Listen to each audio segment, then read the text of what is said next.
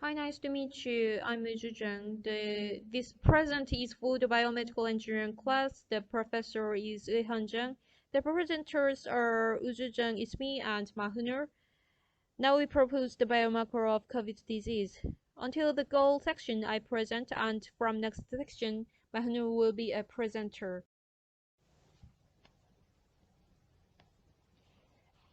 This is the background. As all we know, the COVID-19 has a significant fatality rate, and there is no commonly accepted approach for predicting its presence. COVID-19 is a multisystem disease caused by a diffuse systemic process involving a complex interplay of the immunological, inflammatory, and coagulative cascades. It is not a localized respiratory infection, however, no efficient blood biomarker for diagnosis has yet been discovered. Um, Exception viral nucleic acid identification, which is a reliable indicator of COVID-19 infection. And next section is significance. Direct identification of SARS-CoV-19 nucleic acids in respiratory tract specimens with the PCR confirms the diagnosis of COVID-19. The patient healthcare facility, public health and administrative workers benefit from a quick and correct diagnosis. In the present epidemic, healthcare services are failing to satisfy the escalating demands of an infected population that is fast growing. The most efficient use of existing resources is critical to preserving as many lives as possible. Clinical evolution is essential, but laboratory markers, often known as biomarkers, can give additional, objective data that can have a major impact on many aspects of patient management. Biomarkers have long been used to aid in clinical decision-making in the treatment of infection disorders. It is critical to evaluate the significance of biomarkers in determining the severity of disease and allocating resources appropriately. And this is the goal. Identifying biomarkers in correlation with the present evidence of this COVID era. Knowledge regarding biomarkers is limited. Example, their assessment, utilization mechanism, and contribution to patient care.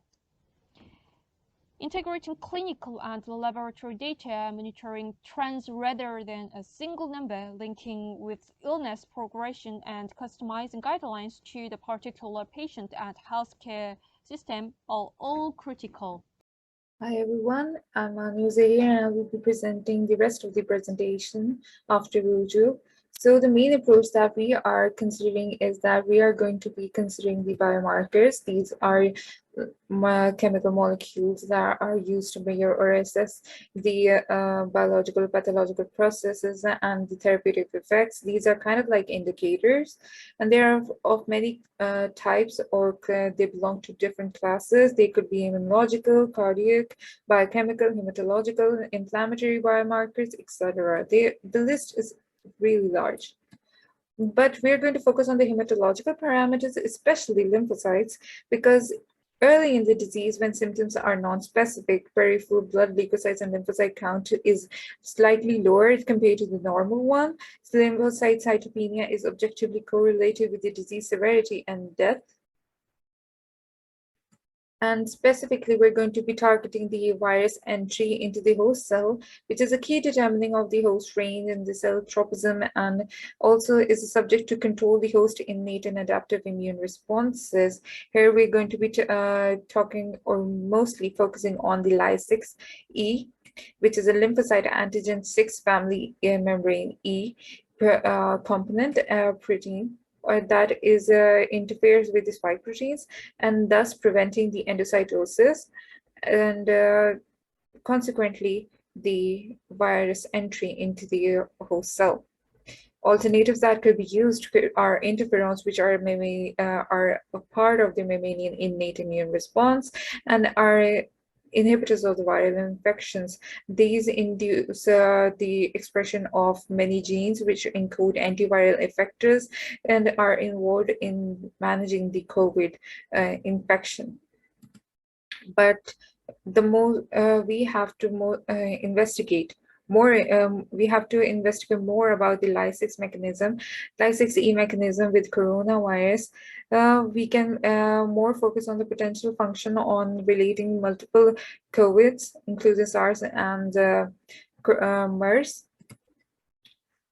Ly6E was not confirmed not only in the in vitro experiments, but also in the in vivo experiments as well. So we already know the effect of Ly6E in viral infection, but the complete mechanism is still not clear.